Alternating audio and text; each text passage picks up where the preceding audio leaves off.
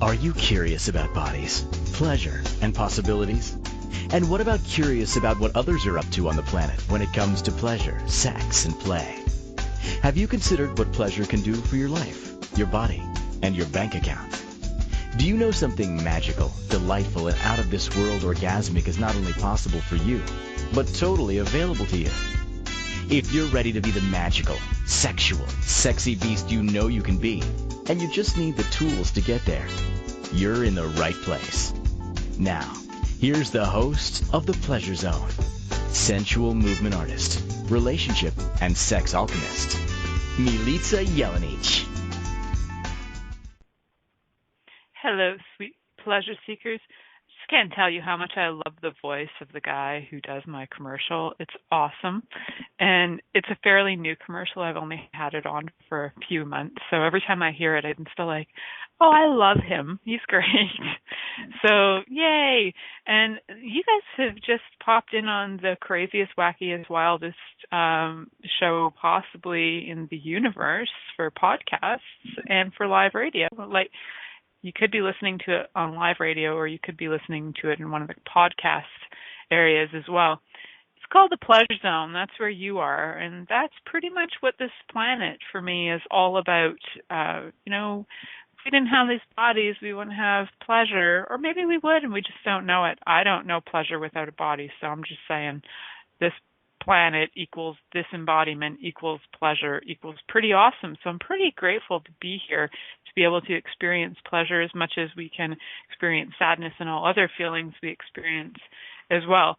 It's pretty cool that we can do that. I'm pretty excited today, actually, that we're having a really cool conversation about something very unusual. And I have to say, this is a conversation that I didn't even really think about, even though I've known people in these situations. I have never had a conversation with somebody about today's topic, which is mixed orientation relationships. And I actually have an amazing guest on tonight.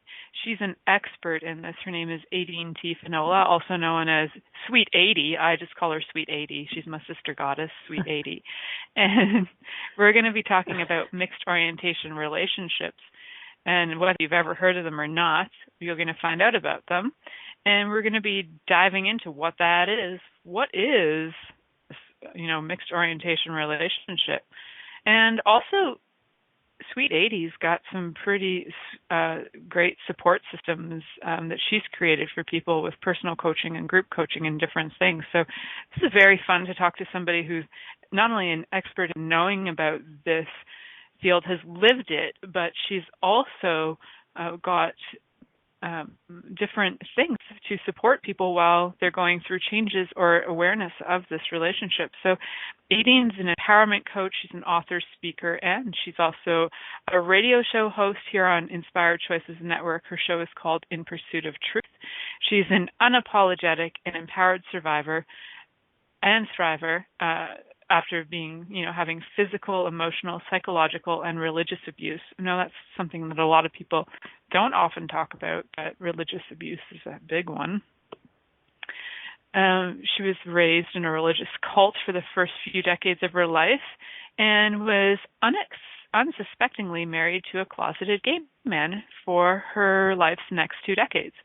So she has a lot of experience with this topic tonight, with varying degrees of expressions of untruth that she lived through. And these experiences fueled her pursuit of truth to the point of a full-on passion. And some might even call it a bit of an obsession. And Aideen is so awesome. She's actually written a book. For those of you who don't know this, she is the author of a book called My Exquisite Purple Life. You can get it. We've got links in the show description on Inspired Choices Network for this episode. You can get the links to her Audible.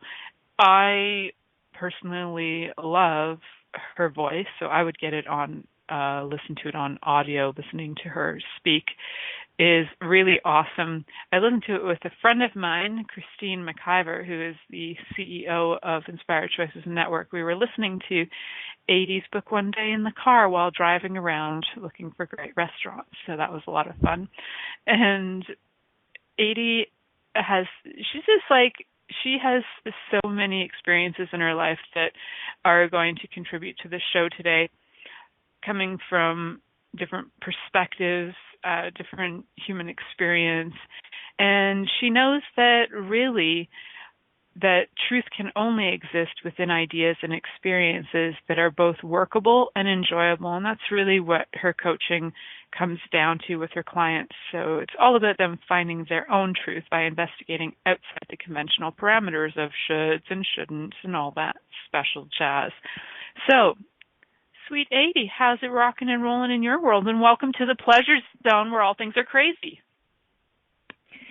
Thank you, Milica. I'm so happy to be here. So excited.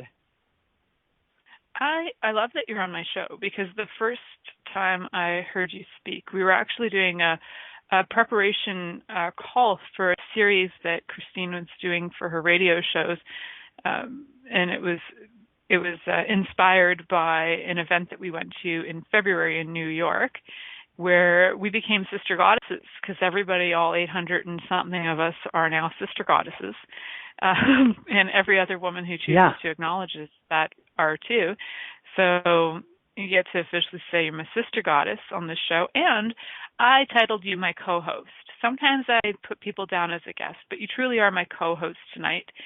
You are a host on this station, and I would rather acknowledge you as a co-host than as just my guest. So we're going to be playing this show together, and we're going to be exploring this topic, because I don't see myself as an expert in this topic in any way. So I'm really here out of curiosity to learn from you and to find out all kinds of things about mixed orientation relationships. So my one first question to you is, what exactly is this thing called a mixed orientation relationship? Oh, that's an excellent question. And it's funny, Milica, because it is an experience that thankfully is fairly rare. And it unfortunately, even though it's rare, it's not talked about very much. And that has to do with the general societal shaming around the LGBTQ community. And that, kind of dominoes over to those of us who do end up in a mixed orientation relationship. And a mixed orientation relationship is a relationship between two people who have different sexual orientations and or gender identities. So when a cisgendered heterosexual man or a woman ends up in a relationship, and generally, most of the time, the majority of these relationships, there is not disclosure. Every once in a while, you will have two people come together with full disclosure and consensual agreement that they do want to be in a relationship, even though they don't have compatible sexual orientations or gender identities. And that's a different ballgame. But the mixed orientation relationship that I experience and that I work with clients, I work with clients who are more commonly known as straight spouses. They are men and women who have discovered that they are in a relationship with a closeted LGBTQ person. Amazing and interesting.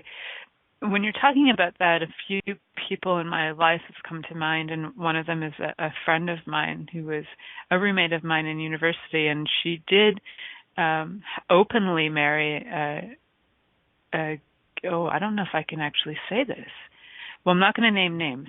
So a girl I know married somebody who was gay in her first marriage, and they did that particularly was for the situation where she was living in another country and she needed to have residency there. And so they openly did that. Strangely, it was very open when they got married. And then about 3 weeks afterwards, he just up and left and didn't leave any trace or sign, and they had acknowledged they would both have their own separate lovers on the side. He just really said that he adored her as a person and would be willing to create a life and all this stuff. And then he up and left her 3 weeks later. So that was different. So there was definitely something that wasn't disclosed, although the orientation was initially disclosed. And then, come to think of it, I actually knew somebody that my mom went to high school with who also had a relationship. So he identified as male and as homosexual, although he was in not necessarily a religious cult, but in a pretty strict Christian religion. They are like, they're kind of like Mennonites, but not. Anyway, so he was Brethren in Christ is what they actually are. They're called Brethren in Christ. So he grew up in that Christian denomination, and he married a woman who identified as female and identified as lesbian as well. So there were two people who were gay being married to each other. Also worked for them in a way because their cultures, their religious cultural backgrounds didn't really agree with them living a gay lifestyle. So they kind of used this as a mask or a front, and this was in the 80s, to have their lives and to have children, which was very interesting and very confusing for me. The first time I met them, I was like 7 or 8, and I was like, but he's gay, right? Like, I knew about gay because my mom had a lot of gay friends, but I'm like, he's gay, so why is he married to her? So that was like really confusing to me. I'm sure it was really confusing to a lot of people who knew what was going on. Yeah. So I'm wondering about not just the people who are in the relationship, like you being in the relationship with a closeted gay man. How does it affect the people, you know, from your perspective, like when you're coaching with people, what do you see the effect is on their family and their, whether they have children involved or any of that? Like, how does that impact their children, this lie that is never being talked about? Boy, that is an excellent question, Anna. You know, that answer to that could just go on forever. You know, there is the uniqueness of what the lie involves, because it's closeted lesbian or gay sexual orientation and or transgendered identity. So that has its own uniqueness to it. But if we can just be broader to say that a lie of that magnitude of any kind in a foundational relationship, the relationship that is the foundation of the family, i.e. the marriage relationship, there's just no way for that not to be problematic. It's like a crack in the foundation of a house, and it will show up in all kinds of ways. Everything is going to be a bit off.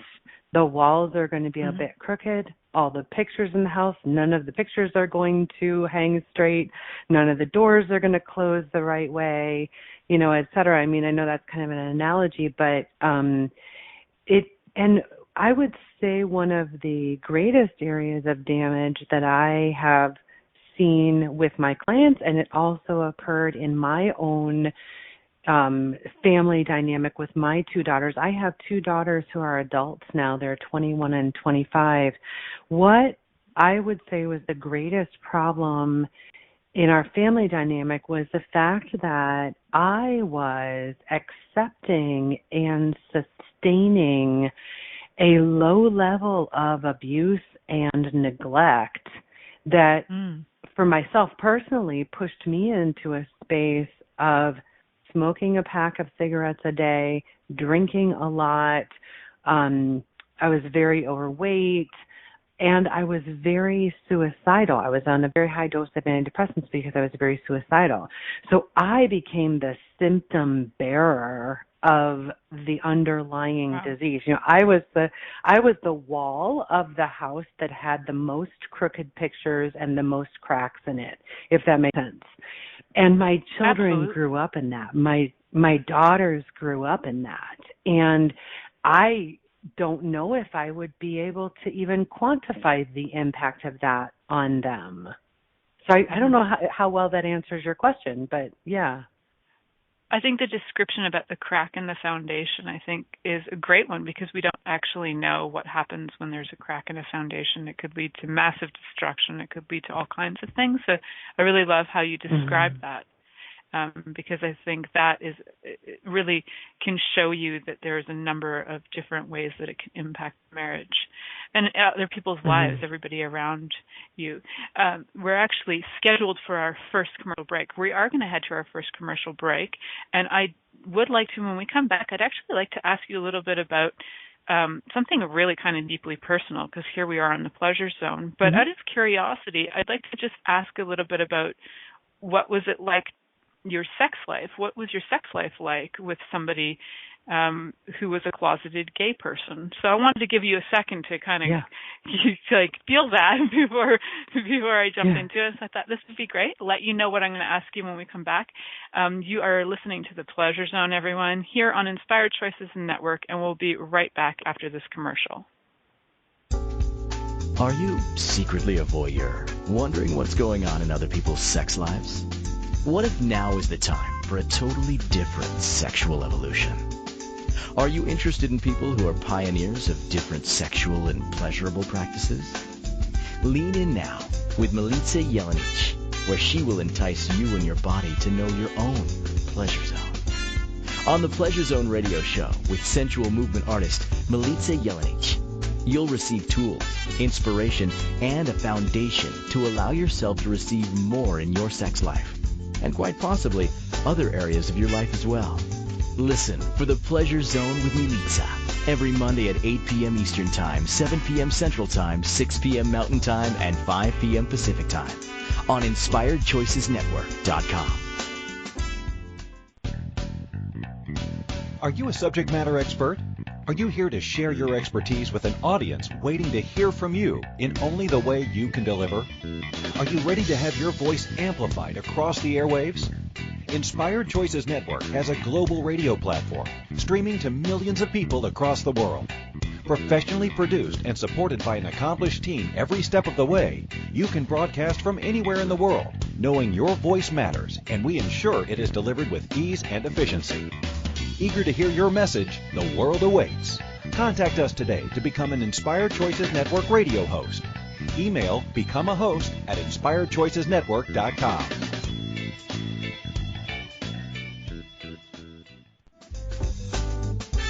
This is The Pleasure Zone with sensual movement artist Milica Jelenic. To participate in the program today from the U.S., call 815-880-TALK. That's 815-880-8255. From Canada, dial 613-800-8736. Or you can Skype us at InspiredChoicesNetwork.com. Or send your questions or comments via email to info@MilicaJelenic.com. Now, back to the program. Hello, sweet pleasure seekers and sweet Aideen. Welcome back to the Pleasure Zone. Today we're talking about mixed orientation relationships. And just before break, I just gave Aideen a little bit of warning that I was going to ask her some personal questions about her sex life with a closeted gay man. And I'm just wondering, what was that like for you? And in terms of I'm trying to formulate this question. I'm wondering physically, did your body respond? Energetically, how are things? Emotionally, was there a connection? The question is so loaded for me. If you can give me as much as you possibly have on this, I would love to hear about it. Yeah. Oh gosh. Yeah, absolutely. And by the way, I'm grateful that you asked this question because it's a question that is on everyone's mind. Everyone wants to know about that, and it doesn't bother me in the least. And in fact, I addressed this part of the experience in a lot of different ways and from a lot of different angles in my memoir. So I guess the place where I can start is that when you ask what was it like to have sex with a closeted gay man, let me preface it by the fact that I was raised in a religious cult. Now, my ex-husband was not raised in the same religious cult, but he was raised in a very, very strict fundamentalist Protestant denomination, such that we basically were coming from the same place in terms of lack of sexual education, lack of sexual experience, and then a significant amount of sexual repression. So we were both virgins when we got married. And so, here you have two people who know absolutely nothing about sex whatsoever. And then one of them doesn't want to be having sex. And so there's a bunch of different ways I can come at this, but for me to try and explain what my experience of him was like is that, which by the way, it took me a good decade to be able to even put my finger on what was wrong. I knew that something was wrong, but it took me forever to what the heck is wrong. So when boys are young, when they're in grade school or whatever, girls have cooties, right? And boys who are born with a heterosexual orientation, eventually there comes a day, a magical day around age, 11, 12, 13, 14, somewhere in there, as they're transitioning into adolescence, when they realize all of a sudden girls don't have cooties anymore. In fact, girls are pretty fucking awesome. But because my ex-husband was not born with a heterosexual orientation, he was born with a homosexual orientation, that never happened to him. And so basically it was like having sex with a closeted gay man is like having sex with a pre-adolescent boy who still thinks that girls are yucky and have cooties. Yeah. Nice. And I guess, that's, maybe the most simplified way I can explain it, but I think it nails it pretty well in terms of the damage and the wounding that it did for me and does for any straight spouse, whether they're a man or a woman, to be in bed with someone who is naturally repulsed by your body and by your gender, by your physical body and by your gender. When my ex-husband and I had been married, maybe 13, 14 years, we were taking a bath together. We had a large soaking tub in our master bathroom, and we were taking a bath together, and never mind the fact that we were in the tub naked together for an entire hour, and he never even touched so much as my big toe, much less any other part of my body.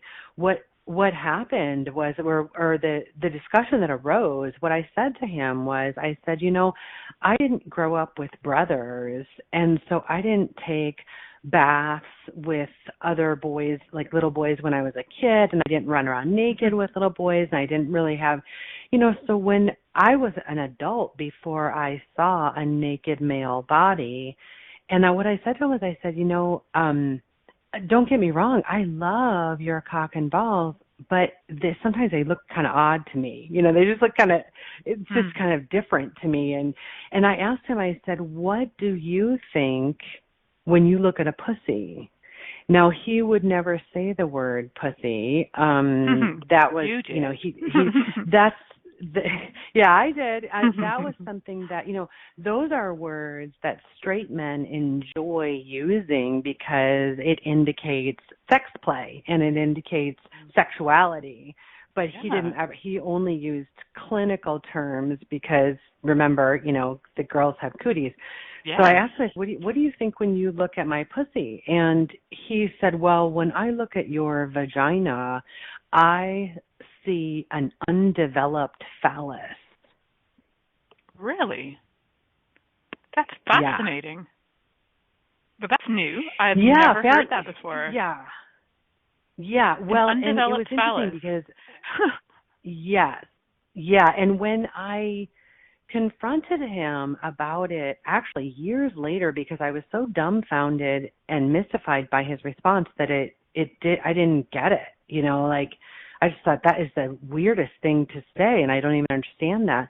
And years later, I confronted him about it, and he said, well, what I was referring to the fact that, the fetus, as it's developing, all fetuses they present physically, anatomically as female until the testosterone washes over the brain, if it's an XY chromosome, et cetera. And I said, but that was not the context of what I was asking you. I wasn't asking you about fetal development. I was asking you, what do you think when you look at my pussy? And it was, the interesting thing is that I relayed that conversation, like I said, years later when it kind of hit me, I relayed that conversation to one of my closest friends who was an out gay man. And this friend of mine, Felipe, and I had said to Felipe, this was about the time that I was starting to piece it together finally, like, oh my gosh, I think the problem is this guy is gay. And so I had said, I had this running dialogue with Felipe and asking his thoughts, et cetera. And I told him this conversation, and I said, Felipe, I rest my case. He is gay. And Felipe was like, well, and he goes, I got nothing. And then, Milica, he started weeping. And I was so alarmed, and I was like, Felipe, why are you crying? Because I was kind of laughing about it, like, how ridiculous is this? This is what my husband said to me about my pussy. This is so ridiculous. And Felipe starts weeping, and I was like, what's wrong? And he said, Aideen, he was telling you that there is something wrong with you, and there's nothing wrong with you. Wow. Because what my ex-husband was saying to me was, you are lacking a cock. He wasn't saying you're a woman, you are complete, and you are a woman, you have a pussy. Of course you have a pussy, you're a woman. No, he said what you have is the absence of a cock. What you have between your legs is an AWOL cock. It's a missing cock is what you have between your legs. So I hope that kind of, that is I hope that helps you to understand not only the dynamic of it, but also the pain and the wounding that is involved in that experience, because it's not fun. It is not fun to be on the receiving end of that.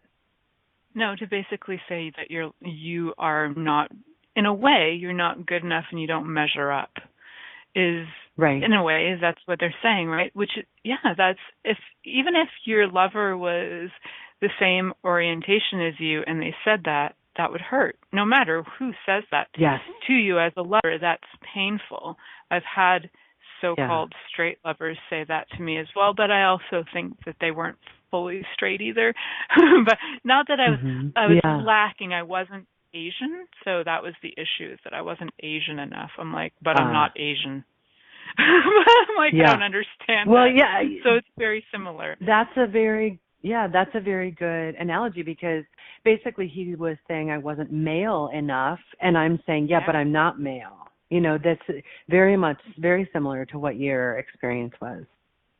Yes, it's pretty funny and sad, actually, how we as human beings, how we actually find ways to make other people, to be very diminutive with people, to try and make them smaller than us somehow, to make ourselves feel better, right? It's always that approach for telling somebody they're not good enough is always because they are definitely lacking something in their life where they don't feel good enough. It's always that projection, right? So when you have a partner that's telling you that and it doesn't click in for a while, and then you finally get it and you're like, oh, wait a minute, probably because everything else has been really insidious in ways that you haven't noticed it, and it's been kind of creeping in, right? Like words here and there, and you finally realize the whole picture after, and you're like, wow, I just swam through an ocean of abuse for 30 years. I just didn't even know. I was just swimming in water, but you didn't realize you were swimming in abuse and practically drowning in it. But you were making your way across that ocean, right? Yeah. Yeah. It's pretty, well, it's pretty intense. I was just going to say, I just want to slip this in there, but one thing I want to say is that, he was saying that I wasn't good enough, which is fascinating because that actually would not have been a problematic statement if he were being honest about his sexual orientation. Because as a heterosexual woman, and I have had experiences with other women, and I came to the conclusion that it, for me, was not good enough. Didn't mean that they weren't good enough. It had to do with me, because I was aware of my heterosexual orientation. And so for me to be with another woman is not good enough because I am attracted to men. And so that would have been fine for him to say that if he were being honest about it, if he were out and being honest and having integrity about his sexual orientation, instead of making me the problem, which is where the abuse came in. So I just wanted to slip that clarification in. Yeah. Yes, thank you for that. And yes, it's something to acknowledge too. I wanted to just point out that I love that you actually just chose, for the sake of your own journey, to experiment with women to see for yourself what was true for you. And really, because your life is about the pursuit of truth, you can't really engage fully with the pursuit of truth without everything available to you, right? So I love that you absolutely walked your walk on that one and really dive into what is true for you. For those of you who are just joining the conversation right now, speaking with Aideen T. Finnola. She's actually the author of a book called My Exquisite Purple Life, which is about her whole life, which also includes her mixed orientation relationship marriage. And we're diving into what that is, how she was aware that she was in one, what the sex was like, because everybody wants to know. And what I'd actually like to know is not that a comparison of lovers per se, but I would like to really look at, for you, when you did have sex with somebody who was of heterosexual orientation, was there something that you could say, oh, now I get it, this is what feels like different than the marriage situation? Was there a defining sensation or experience that you had that have you go, this is what heterosexual sex is like? So I'll let you think about that for a minute. We're going to head off to our second commercial break. You're listening to The Pleasure Zone here on Inspired Choices Network. Are you secretly a voyeur, wondering what's going on in other people's sex lives? What if now is the time for a totally different sexual evolution? Are you interested in people who are pioneers of different sexual and pleasurable practices? Lean in now with Milica Jelenic, where she will entice you and your body to know your own pleasure zone. On the Pleasure Zone radio show with sensual movement artist Milica Jelenic, you'll receive tools, inspiration, and a foundation to allow yourself to receive more in your sex life, and quite possibly other areas of your life as well. Listen for The Pleasure Zone with Milica every Monday at 8 p.m. Eastern Time, 7 p.m. Central Time, 6 p.m. Mountain Time, and 5 p.m. Pacific Time on InspiredChoicesNetwork.com.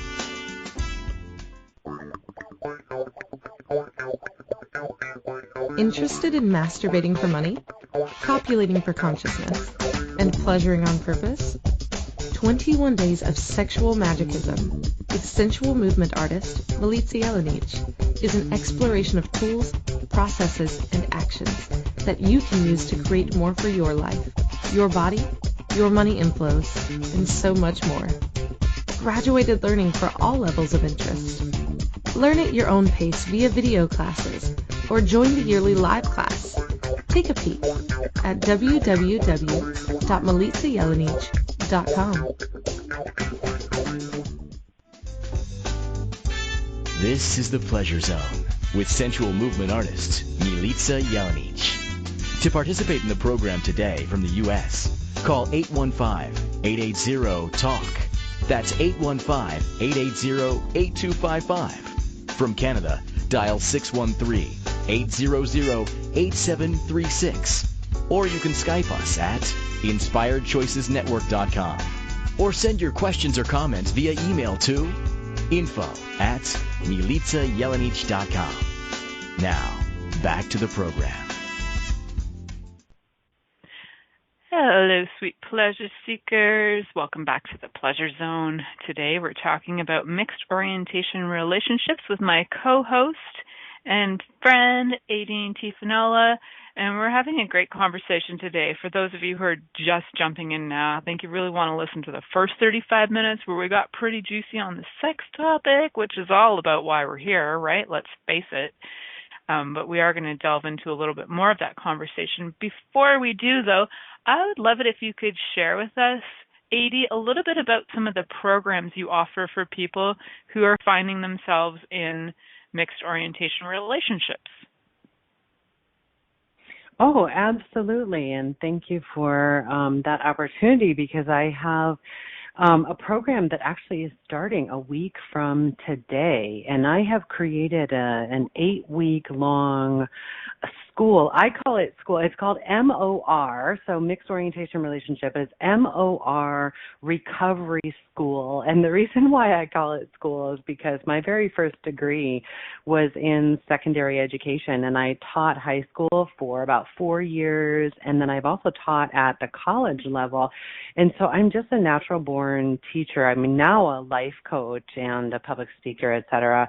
But I love teaching, and so when I wanted to create, I wanted to pull together everything that I had learned from my own personal recovery journey of healing, from the very unique and finely nuanced wounds of my own mixed orientation relationship experience, pull that together with my more than 5 years of experience of working with straight spouses, helping them to heal from mixed orientation relationships in conjunction with my professional life coach training and, you know, my teaching background, and bringing it all together. And it's an 8-week online course that includes individual coaching as well as group coaching, as well as there's a workbook, 5 exercises every single week.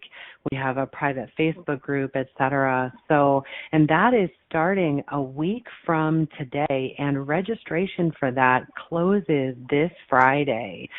So if you if you have discovered that you're in a relationship or have been in a relationship with a closeted LGBTQ person, it is a tremendous space to come together with other people who understand that experience. So check that out. Go to my website, aideentfinnola.com. There is a tab on my website that says MOR Recovery, and there is still time to get registered for that. This is the last time that MOR Recovery School will be offered for 2019. So, yeah. I also do, as well as that program, I also just do, individual coaching with straight spouses. And so, thank you for asking.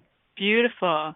Thank you for sharing that, because I'm sure, and I know that anybody who's listening to this and saw the title and got intrigued by this, either has experienced it in some degree or know somebody who has, so definitely pass on the information to everybody and anybody you know so they can get in on this opportunity, which I think can just open the possibilities of your life once you start to acknowledge what's going on, once you start to go through the recovery, realize that you're not as jacked up as you thought you were, maybe not as crappy a lover as you thought you were, because I'm sure those things come up too. So I'm just curious, Aideen, after you had like your first heterosexual relationship, did you like realize that you were like a rock star in bed, where before you were like, what am I so like gross? Like, what is this?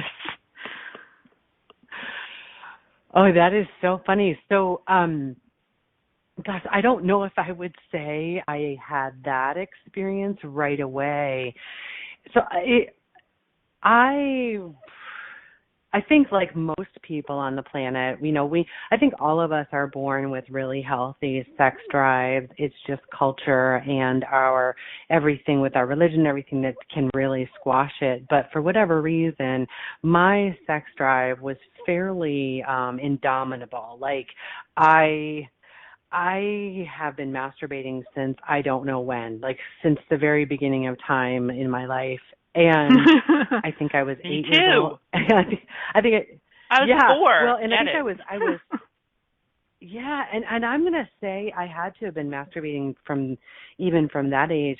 I do know that I was 8 years old when I had my first orgasm. That one I remember, and however long before that I started masturbating, I don't know. But once I discovered how to give myself an orgasm, well, there was no reason, I couldn't see any reason not to do that, except for the fact that it was a sin and I wasn't supposed to do it.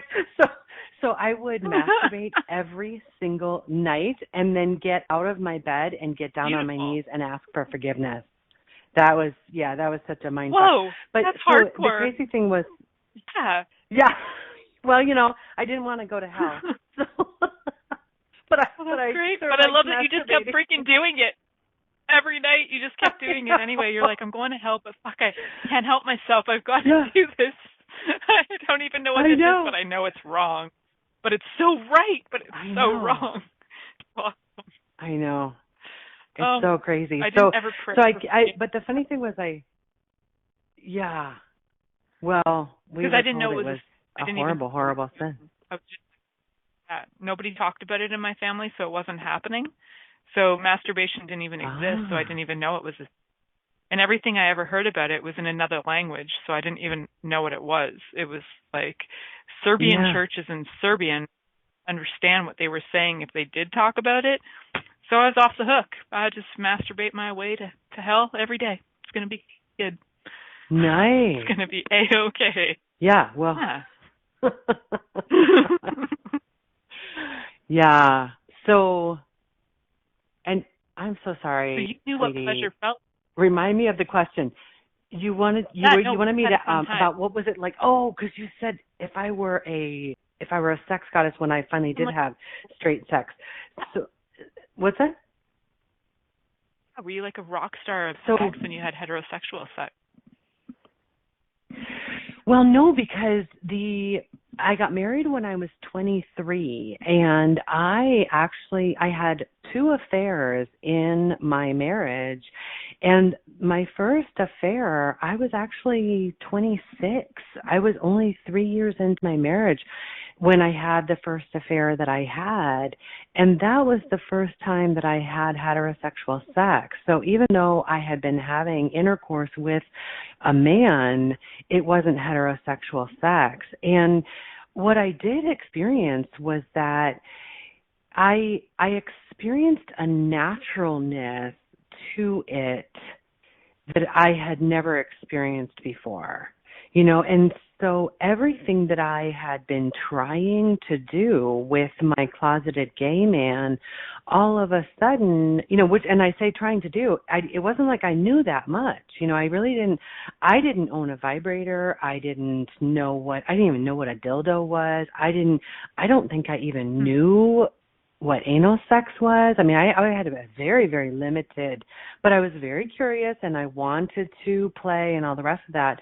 So then when I ended up in bed with this man that I had an affair with, everything that I naturally wanted to do, I don't even know if I don't even know if I had sucked cock at that point. And I know my ex, he did go down on me like every once in a while, but man, if you don't like pussy, you sure as hell don't want to eat it, And so even if he did, it wasn't like he had any enthusiasm. So to be with this man, to be in this space and in this experience where anything that I wanted to try or do was so well received and celebrated, whereas like the first time I wanted to suck my husband's cock, my closeted gay husband's cock, he forbid me to do that because he didn't want a woman going down on him. Now, I don't know any man, gay or straight, who will, refuse a blowjob, but I guess the only thing I can compare it to is if you're a heterosexual man, you love getting a blowjob, but you probably don't want to get a blowjob from another man. And that, I'm guessing, is where my ex-husband was coming from, was like, yeah, would love a blowjob, but not from a woman, because my ex-husband is just really, really, really on one end of the spectrum. He's not fluid in his sexuality. No matter how many times he has had sex with a woman, his orientation is very, very gay. As in, he really doesn't like women, even though he's had plenty of sex with them. So, I really wish for him that he could find pleasure in sex. I think that would be a really groundbreaking experience for your ex. I think I would really like that for everybody. So for anybody who's listening out there and, they're identifying with some of these things that Aideen's talking about, you might want to have some conversations, and maybe your partner will be very honest with you. Maybe you're looking for something different. Maybe it's your pheromones too. Some pheromones just don't jive with other pheromones, and that's okay. So it's always good to have a conversation, though. I'm a huge, huge fan of have the conversation. If something's coming up, definitely talk about it. And not everybody's willing to either, and that's a pretty good sign, too, that if something's going on and they're not even willing to go there, there might be an issue. So we are going to continue this conversation. We're heading into our third commercial break now. You're listening to The Pleasure Zone here on Inspired Choices Network, and we'll be right back after this commercial. Are you secretly a voyeur, wondering what's going on in other people's sex lives? What if now is the time for a totally different sexual evolution?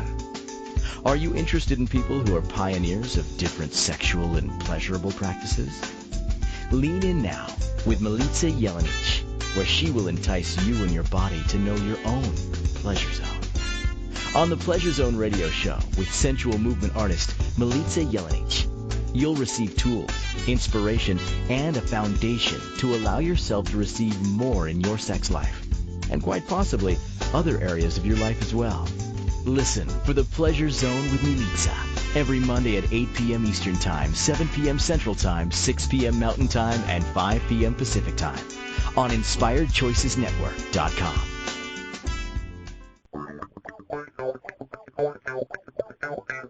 Interested in masturbating for money, copulating for consciousness, and pleasuring on purpose? 21 Days of Sexual Magicism with sensual movement artist Milica Jelenic is an exploration of tools, processes, and actions that you can use to create more for your life, your body, your money inflows, and so much more. Graduated learning for all levels of interest. Learn at your own pace via video classes or join the yearly live class.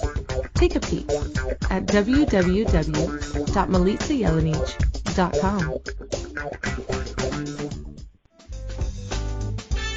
This is The Pleasure Zone with sensual movement artist Milica Jelenic. To participate in the program today from the U.S., call 815-880-TALK. That's 815-880-8255. From Canada, dial 613-800-8736. Or you can Skype us at InspiredChoicesNetwork.com. Or send your questions or comments via email to info@milicajelenic.com. Now, back to the program. Hello, sweet pleasure seekers. Welcome back to the Pleasure Zone. Today I'm talking with my co-host, and she's actually got her own show here on Inspired Choices Network as well, called In Pursuit of Truth. Her name's Aideen T. Finnola, and we're talking about mixed orientation relationships. For those of you who missed the last 40-some minutes, you've missed some pretty juicy bits about all kinds of great, yummy sex things that were yummy and both not yummy for her, but certainly helped her identify what was going on in her marriage so that she knew that, hey, it wasn't all about her. It was actually about her husband not really being interested in women. It's helpful to know that. It's a pretty helpful thing to know. So I'm just curious if you have some hints or tips that you can give the listening audience today on things that might help them to identify sometimes your relationship is just not working because there's other things going on, but what are some identifying factors that help you know that this is actually because your partner is on the LGBTQ spectrum? Oh gosh, Melissa, that is an excellent question and unfortunately a tricky one, because some of those more stereotypical things that people, like when people say, oh, he's so gay or she's, so gay or whatever, those aren't necessarily correct. So, because my ex-husband, I don't believe that he's a very convincing straight man, but he's not a flaming gay man. He's not like he's a queen or anything where he really stands out. The thing that I would say, if someone is questioning, that if a man or a woman is questioning the person that they're in a relationship with and whether or not they're a closeted LGBTQ person, I wouldn't necessarily pursue thinking about, does that person fit the stereotypes of someone who's lesbian or gay? I would actually flip the coin and look at it from the other direction, is how straight do they seem to you? Because I think you might get more information looking at it that way, because like I said, with my ex-husband, he was able to repress so much of the expression of his homosexual orientation. But what he was a lot worse at doing and a lot less successful at doing was at pretending that he was straight.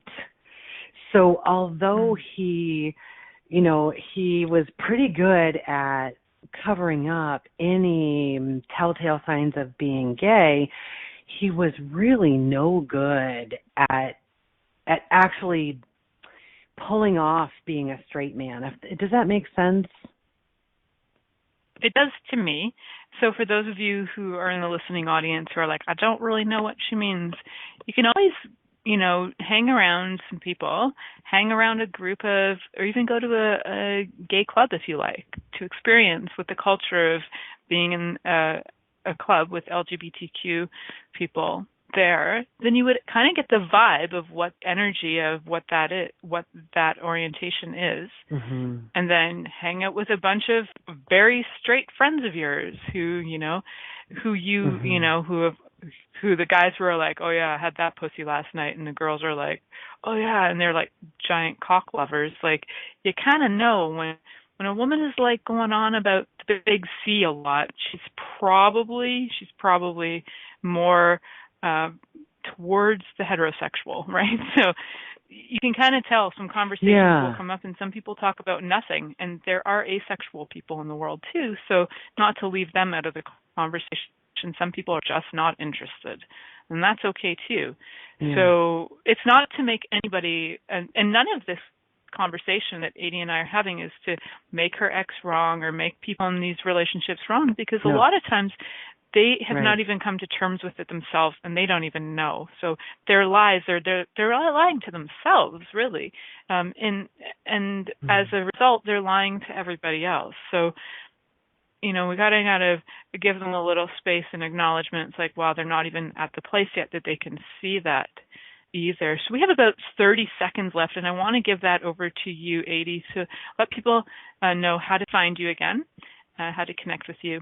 Okay. And I also want to thank you for being on the show. Oh, Milica, thank you so much. This has been such a treat. And anyone who needs this connection, you can find me at AideenTFinnola.com. I do offer a complimentary connection conversation, which you can schedule through my website if you think that you are a straight spouse, or if you know you're a straight spouse and you want that connection. Awesome. Everybody stay tuned in and turned on till next week. Thank you for listening to The Pleasure Zone with sensual movement artist Milica Jelenic. The Pleasure Zone returns next Monday at 8 p.m. Eastern, 7 p.m. Central, 6 p.m. Mountain, and 5 p.m. Pacific on InspiredChoicesNetwork.com. We hope you'll join us. Until then, have the best week of your life by choosing to be turned on and tuned in to your body.